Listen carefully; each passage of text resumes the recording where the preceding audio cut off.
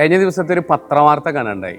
മദ്രാസ് IITയിൽ നിന്ന് പഠിച്ചിറങ്ങിയ ഒരു വിദ്യാർത്ഥിക്ക് ജെയിൻ സ്ട്രീറ്റ് എന്ന് പറയുന്ന ആഗോള ഓഹരി വ്യാപാര കമ്പനി ഏതാണ്ട് പ്രതിവർഷം 4.3 കോടി രൂപ ശമ്പളം തീരുമാനിച്ചു എന്ന രീതിയിൽ. എന്ന് വെച്ച് കഴിഞ്ഞാൽ ഏതാണ്ട് ഇത്തരത്തിലുള്ള സ്ഥാപനങ്ങളിൽ നിന്ന് പഠിച്ചിറങ്ങുന്ന വിദ്യാർത്ഥികൾക്ക് നല്ല രീതിയിലുള്ള ശമ്പളം ഓഫർ ചെയ്തുകൊണ്ട് വലിയ വലിയ കമ്പനികളൊക്കെ മുന്നോട്ട് വരുന്നൊരു കാലഘട്ടമാണ്. ഇത്തരമൊരു കാലഘട്ടത്തിൽ ഇപ്പോഴും നമുക്കറിയാം, നമ്മളിൽ പലരും എന്ത് പഠിച്ചാലാണ് തൊഴിൽ കിട്ടുക, അല്ലെങ്കിൽ ജോലി കിട്ടാൻ വേണ്ടി ഞാൻ എന്ത് പഠിക്കണം എന്നൊക്കെ പറഞ്ഞുകൊണ്ടുള്ള ആശങ്കയുമായി ഇപ്പോഴും അലയുന്നവരാണ് നമ്മളിൽ ഭൂരിഭാഗം ആളുകൾ. അപ്പോൾ ഇത്തരത്തിലുള്ള ചില യാഥാർത്ഥ്യങ്ങൾ ഈ ഒരു കാലഘട്ടത്തിൽ, പ്രത്യേകിച്ച് AI-യുടെ ആർട്ടിഫിഷ്യൽ ഇൻ്റലിജൻസിൻ്റെ ഭീകരമായ കടന്നുവരവുള്ള ഈ ഒരു കാലഘട്ടത്തിൽ നമ്മൾ എന്താണ് പഠിക്കേണ്ടതിനെ പറ്റിയുള്ള ചെറിയ വർത്തമാനമാണ്.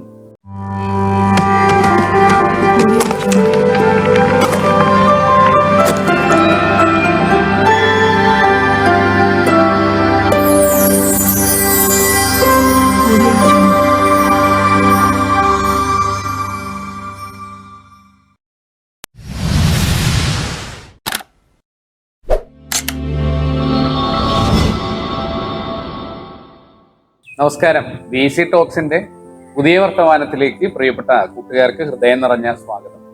ഇന്ന് പറയുന്നത് കഴിഞ്ഞ ദിവസം പറഞ്ഞു വെച്ച കാര്യങ്ങളുടെ തുടർച്ച തന്നെയാണ്. കഴിഞ്ഞ ദിവസം നമ്മൾ പുതിയ കോഴ്സ് അല്ലെങ്കിൽ പുതിയ കരിയറിലേക്ക് പോകുന്ന ആളുകൾ എന്തൊക്കെ കാര്യങ്ങളാണ് ശ്രദ്ധിക്കേണ്ടതിനെ സംബന്ധിച്ച് 2 വീഡിയോകൾ ചെയ്യേണ്ടതായിട്ടുണ്ട്. അതിലെ ഏറ്റവും ആദ്യത്തെ വർത്തമാനത്തിൽ പറഞ്ഞു വെച്ചതെന്ന് പറയുന്നത് സെൽഫ് അവയർനെസ്സിനെ പറ്റിയായിരുന്നു. നമ്മളെ പറ്റിയുള്ള നമ്മളുടെ അറിവ്, അല്ലെങ്കിൽ നമ്മളെ പറ്റി കൂടുതൽ കാര്യങ്ങൾ തിരിച്ചറിയുക, അതുവഴി നമ്മളുടെ ഇന്റലിജൻസ് എന്താണ്, നമ്മളുടെ ബുദ്ധിശക്തി എന്താണ് എന്നതിനെ സംബന്ധിച്ചുള്ള വിശേഷങ്ങളാണ് കഴിഞ്ഞ ആദ്യ പാർട്ട് 1 വീഡിയോയിൽ പറയേണ്ടായത്. അതിന് നമ്മൾ ഏതാണ്ട് 9ഓളം ഇന്റലിജൻസ് ഹൊവാർഡ് ഗാർഡ്നറെ പ്രതിപാദിച്ചുകൊണ്ട് പറയുകയുണ്ടായി. അപ്പൊ അതിൽ ഏതാണ് നമ്മൾക്കുള്ള ഇന്റലിജൻസ് തിരിച്ചറിയുകയും അതിനുശേഷം ഇക്കിഗായ് എന്ന രീതിയിലേക്ക് നമ്മൾ ചെയ്യുന്ന കാര്യങ്ങളോടുള്ള നമ്മളുടെ സ്നേഹം, നമ്മളുടെ ഇഷ്ടം, അതിനെ നമ്മൾ പാഷൻ എന്ന രീതിയിലും, അതിനുശേഷം നമ്മൾ ഏറ്റവും നന്നായി നമുക്ക് ചെയ്യാൻ വേണ്ടി കഴിയുന്ന കാര്യങ്ങൾ വാട്ട് യു പ്രൊഡക്റ്റ് എന്ന രീതിയിലുള്ള കാര്യത്തെ പ്രൊഫഷൻ എന്ന രീതിയിലും, അതിനുശേഷം നമ്മൾക്ക് പേയ്മെന്റ് ലഭിക്കുന്ന അല്ലെങ്കിൽ നമ്മൾ പെയ്ഡ് ആവുന്ന രീതിയിലേക്കുള്ള വൊക്കേഷൻ എന്ന് പറയുന്ന ആശയത്തെ പറ്റിയും, അതിനുശേഷം ഈ ലോകത്തിന് വേണ്ടതാണ് നമ്മൾ ചെയ്തുകൊണ്ടിരിക്കുന്നത് അല്ലെങ്കിൽ നമ്മൾ പഠിച്ചത് എന്ന രീതിയിൽ മിഷൻ എന്ന രീതിയിലുമുള്ള ഒരു ആശയത്തെ ഇക്കിഗായിയെ മുൻനിർത്തിക്കൊണ്ടുമാണ് പാർട്ട് 2 എന്ന് പറയുന്ന വീഡിയോ ചെയ്തത്.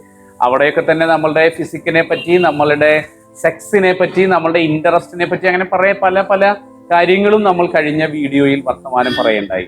അപ്പൊ ഇന്നത്തെ വർത്തമാനത്തിൽ നമ്മൾ പറയുന്നത് ഇങ്ങനെയുള്ള കാര്യങ്ങളൊക്കെ, സെൽഫ് അവയർനെസ് ഒക്കെ തിരിച്ചറിഞ്ഞ്, നമ്മുടെ ഇന്റലിജൻസ് എന്താണെന്ന് തിരിച്ചറിഞ്ഞ്, നമ്മളുടെ ഇൻട്രസ്റ്റ് എന്താണെന്ന് തിരിച്ചറിഞ്ഞ്, നമ്മളുടെ ഫിസിക്കും നമ്മളുടെ ഇന്റലിജൻസും എല്ലാം തിരിച്ചറിഞ്ഞുകൊണ്ട് നമ്മൾ മുന്നോട്ട് വരുമ്പോൾ ഈ സമൂഹം എങ്ങനെയാണ് മാറിക്കൊണ്ടിരിക്കുന്നത് നമുക്കറിയാം. ഇന്ന് നമ്മൾ ഇഷ്ടം പോലെ യൂട്യൂബ് വീഡിയോസും അതുപോലെ തന്നെ മറ്റ് സോഷ്യൽ മീഡിയയിലൂടെയൊക്കെ നമ്മുടെ കാലഘട്ടം മാറിക്കൊണ്ടിരിക്കുന്നതിനെ പറ്റിയൊക്കെ നമ്മൾ തിരിച്ചറിയുന്നുണ്ട്. ആർട്ടിഫിഷ്യൽ ഇന്റലിജൻസിന്റെ വലിയ രീതിയിലുള്ള വിപ്ലവമാണ്, അല്ലെങ്കിൽ ഓട്ടോമേഷന്റെ വലിയ വിപ്ലവമാണ് ഇന്ന് ആകമാനം എല്ലാ മേഖലയിലും കടന്നു വന്നുകൊണ്ടിരിക്കുന്നത്. ഈ ഒരു കാലഘട്ടത്തിൽ നമ്മൾ എന്താണ് പഠിക്കേണ്ടത്? AI-ക്കൊപ്പം പിടിച്ചു നിൽക്കാൻ വേണ്ടി നമ്മൾ എന്തൊക്കെ പഠിക്കണം? നമുക്കറിയാം, പുതിയ മാറ്റങ്ങളൊക്കെ വന്നുകൊണ്ടിരിക്കുമ്പോൾ നമ്മൾ ഇന്ന് മൊബൈൽ ഫോൺ ഉപയോഗിച്ചുകൊണ്ടിരിക്കുന്നത് പോലെ 2030 ആകുമ്പോഴേക്കും റോബോട്ടുകളെ ഉപയോഗിക്കുന്ന ഒരു കാലം വരും എന്ന് തന്നെയാണ് പറയപ്പെടുന്നത്, അല്ലെങ്കിൽ അത് വന്നു കഴിഞ്ഞു എന്ന് വേണമെങ്കിൽ നമുക്ക് പറയാം. നമ്മളുടെ വിരുന്നുമുറിയിൽ ഇപ്പോൾ റോബോട്ട് ഉണ്ട്, നമ്മുടെ ഹോട്ടലുകളിൽ സർവിംഗ് മേഖലയിൽ റോബോട്ടുകളുണ്ട്, കാർഷിക മേഖലയിലേക്ക് റോബോട്ടുകൾ വന്നിരിക്കുന്നു. അപ്പോൾ ഈ ഒരു കാലഘട്ടത്തിൽ നമ്മൾ മൊബൈൽ ഉപയോഗിക്കുന്ന അതേ അല്ലെങ്കിൽ അതിനേക്കാൾ കൂടുതൽ ഏറ്റവും സൗകര്യപ്രദമായ രീതിയിലേക്ക് നമ്മൾ റോബോട്ടുകളെ ഉപയോഗപ്പെടുത്തുന്ന അല്ലെങ്കിൽ ആർട്ടിഫിഷ്യൽ ഇന്റലിജൻസ് ഉപയോഗപ്പെടുത്തുന്ന ഒരു കാലഘട്ടമാണ് വന്നുകൊണ്ടിരിക്കുന്നത്, അല്ലെങ്കിൽ നമ്മുടെ വീടിന്റെ പടിമുറ്റത്ത് എത്തിയിരിക്കുന്നത് വേണം നമ്മൾ തിരിച്ചറിയാൻ വേണ്ടി. അപ്പൊ ആ ഒരു കാലഘട്ടത്തിൽ അതിനൊപ്പം ചേർന്ന് നിൽക്കാൻ നമ്മൾ എന്തൊക്കെ കാര്യങ്ങളാണ് പ്രധാനമായും മനസ്സിലാക്കേണ്ടത്?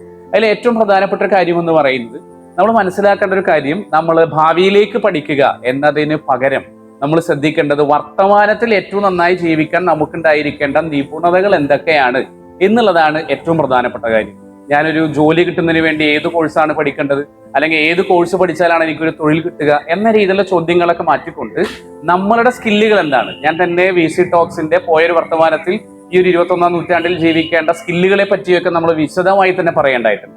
അപ്പൊ അതിൽ നമ്മളുടെ കോമ്പിറ്റൻസ് എന്ന് പറയുന്നത്, നമ്മളുടെ സിദ്ധി എന്ന് പറയുന്നത്, അല്ലെങ്കിൽ നമ്മുടെ പെർഫോമൻസ് എന്ന് പറയുന്നത്, നമ്മുടെ പ്രകടനപരത എന്നൊക്കെ പറയും. നമുക്ക് എത്ര കണ്ട് കാര്യങ്ങളിൽ പെർഫോം ചെയ്യാൻ വേണ്ടി കഴിയുന്നു, നമ്മുടെ കോമ്പിറ്റൻസ് ഏത് അളവിലുണ്ട്, എസ്പെഷ്യലി നമുക്ക് പറയാൻ വേണ്ടി കഴിയും ഈ ഒരു കാലഘട്ടത്തിൽ നമുക്ക് ഉണ്ടായിരിക്കേണ്ട ഏറ്റവും പ്രധാനപ്പെട്ട ഒരു സ്കിൽ എന്ന് പറയുന്നത് നമ്മുടെ ക്രിട്ടിക്കൽ തിങ്കിങ് സ്കില്ലാണ്. അതോടൊപ്പം തന്നെ നമുക്ക് വേണ്ടത് സർഗാത്മകതയുടെ ക്രിയേറ്റീവ് തിങ്കിങ് ആ ഒരു സ്കില്ലും നമുക്ക് ഉണ്ടായിരിക്കണം. അതോടൊപ്പം തന്നെ പ്രോബ്ലം സോൾവിങ് പോലെയുള്ള സ്കില്ലുകൾ, ഡിസിഷൻ മേക്കിംഗ് പോലെയുള്ള സ്കില്ലുകൾ, ഈ സ്കില്ലുകളൊക്കെ നമ്മൾ കൈവശം വെച്ചുകൊണ്ട് വേണം നമ്മളൊരു കോഴ്സിലേക്ക് സഞ്ചരിക്കാൻ. ആ കോഴ്സിനെ പറ്റിയാണ് നമ്മൾ കഴിഞ്ഞ ദിവസം പറഞ്ഞത്. ഇന്റലിജൻസിനെ ബേസ് ചെയ്തുകൊണ്ട്, നമ്മുടെ ഫിസിക്കിനെ ബേസ് ചെയ്തുകൊണ്ട്, ഇൻട്രസ്റ്റിനെ ബേസ് ചെയ്തുകൊണ്ട് വേണം നമ്മൾ തീരുമാനിക്കണം എന്നുള്ളതൊക്കെ.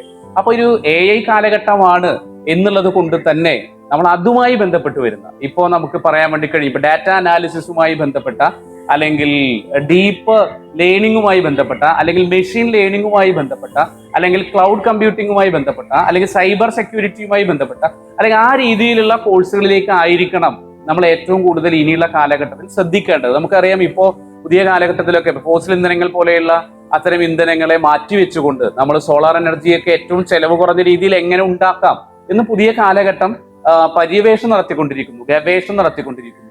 അല്ലെങ്കിൽ നമുക്ക് എൻവയോൺമെന്റൽ സയൻസിലേക്ക് എങ്ങനെ ടെക്നോളജിയെ കൊണ്ടുവരാൻ വേണ്ടി കഴിയും, സസ്റ്റൈനബിൾ ഡെവലപ്മെന്റ് എന്ന രീതിയിലേക്ക്, സുസ്ഥിര വികസനത്തിലേക്ക് എങ്ങനെ സാങ്കേതികതയെ കൊണ്ടുവരും എന്ന് വെച്ചാൽ നമുക്കറിയാം ഇപ്പോൾ ഓഗ്മെന്റഡ് റിയാലിറ്റി, അല്ലെങ്കിൽ വെർച്വൽ റിയാലിറ്റി, മിക്സഡ് റിയാലിറ്റി, ഇതിനെയൊക്കെ ഇന്റഗ്രേറ്റ് ചെയ്തുകൊണ്ട് നമ്മൾ മെറ്റാവേഴ്സ് എന്ന രീതിയിലേക്ക് സാങ്കേതിക സൗകര്യം അത്രമേൽ കുതിച്ചുചാട്ടം നടത്തിക്കൊണ്ടിരിക്കുകയാണ്. നമ്മളെ പോലെയുള്ള മറ്റൊരാളെ സൃഷ്ടിച്ചുകൊണ്ടിരിക്കുന്നു. അത് ഉപയോഗപ്പെടുത്തിക്കൊണ്ട് പുതിയ പര്യവേഷണം നടത്തിക്കൊണ്ടിരിക്കുന്നു, ഗവേഷണം നടത്തിക്കൊണ്ടിരിക്കുന്നു. അപ്പൊ ഇതിനൊക്കെ സാങ്കേതികമായ മികവ് കാണിക്കുന്ന ഒരു വ്യക്തിത്വമായി നമ്മൾ മാറേണ്ടതുണ്ട് എന്ന് തന്നെയാണ് ഏറ്റവും പ്രധാനപ്പെട്ട കാര്യം. അതിൽ ഏറ്റവും പ്രധാനമായി ശ്രദ്ധിക്കേണ്ട ചില കാര്യങ്ങൾ എന്ന് പറയുന്നത്, ഇപ്പൊ എൻവയോൺമെന്റൽ സയൻസും സസ്റ്റൈനബിലിറ്റിയുമായി ബന്ധപ്പെട്ട ചില കാര്യങ്ങൾ, അല്ലെങ്കിൽ AI എത്തിക്സ് റിലേറ്റഡ് ആയിട്ട് ചില കാര്യങ്ങൾ, അല്ലെങ്കിൽ ഇൻഫ്ലുവൻസർ സ്ട്രാറ്റജിയും കണ്ടന്റ് ക്രിയേഷനുമായി ബന്ധപ്പെട്ട കാര്യങ്ങൾ, അല്ലെങ്കിൽ ബ്ലോക്ക് ചെയിൻ ടെക്നോളജിയുമായി ബന്ധപ്പെട്ടിട്ടുള്ള കാര്യങ്ങൾ, ഇതൊക്കെയാണ് ഏറ്റവും പ്രധാനപ്പെട്ട കാര്യങ്ങളായി വരുന്നത്. അല്ലെങ്കിൽ അപ്പോൾ നമ്മൾ ആ ഒരു രീതിയിലൂടെ സഞ്ചരിച്ചുകൊണ്ട് ഒരു ഡാറ്റ സയന്റിസ്റ്റായി നമുക്ക് എങ്ങനെ മാറാൻ വേണ്ടി കഴിയും, അല്ലെങ്കിൽ എങ്ങനെ AI എഞ്ചിനീയേഴ്സ് ആയിട്ട് നമുക്ക് എങ്ങനെ മാറാൻ വേണ്ടി കഴിയും, സൈബർ സെക്യൂരിറ്റി സ്പെഷ്യലിസ്റ്റുകളായി നമുക്ക് എങ്ങനെ മാറാൻ വേണ്ടി കഴിയും, റോബോട്ടിക് എഞ്ചിനീയർമാരായി നമുക്ക് എങ്ങനെ മാറാൻ വേണ്ടി കഴിയും, അതുപോലെ തന്നെ NLP engineers, natural language processor എന്ന രീതിയിലേക്കുള്ള എഞ്ചിനീയർമാരായി നമുക്ക് എങ്ങനെ മാറാൻ വേണ്ടി കഴിയും, ഓട്ടോണോമസ് ഡിവൈസ് ഡെവലപ്പേഴ്സ് ആയിട്ട് നമുക്ക് എങ്ങനെ മാറാൻ വേണ്ടി കഴിയും, ഗെയിമിംഗ് ഡെവലപ്പേഴ്സ് ആയിട്ട് നമുക്ക് എങ്ങനെ മാറാൻ വേണ്ടി കഴിയും, അതുപോലെ തന്നെ ബിഗ് ഡാറ്റ അനലിറ്റിക്സിലേക്ക് നമുക്ക് എങ്ങനെ കടക്കാൻ വേണ്ടി കഴിയും. ഇത്തരത്തിലുള്ള ഒരു മേഖലയിലൂടെ സഞ്ചരിക്കുന്നവരായി പുതിയ കാലഘട്ടത്തിൽ നമ്മൾ മാറുക എന്നുള്ളതാണ്.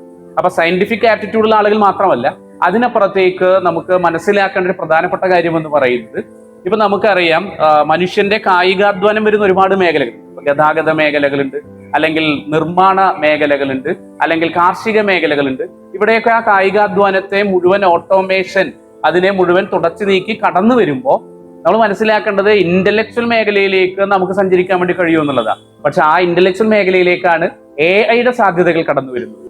ChatGPT പോലെ അത്തരത്തിലുള്ള മെറ്റാ റിലേറ്റഡ് ആയിട്ടുള്ള ഒരുപാട് സാങ്കേതിക വിദ്യകളൊക്കെ സജീവമായിക്കൊണ്ടിരിക്കുന്ന ഈ കാലഘട്ടത്തിൽ ഇന്റലിജൻസ് കൊണ്ട് മാത്രം മനുഷ്യന് ഇനി പിടിച്ചു നിൽക്കാൻ വേണ്ടി കഴിയില്ല എന്നുള്ളതാണ്. അപ്പൊ നമുക്ക് കലാപരമായ ശേഷിയുള്ള ആളുകളാണെങ്കിൽ ആ ഒരു മേഖലയിൽ നമ്മൾ കൂടുതൽ ശ്രദ്ധിക്കേണ്ടതുണ്ട്.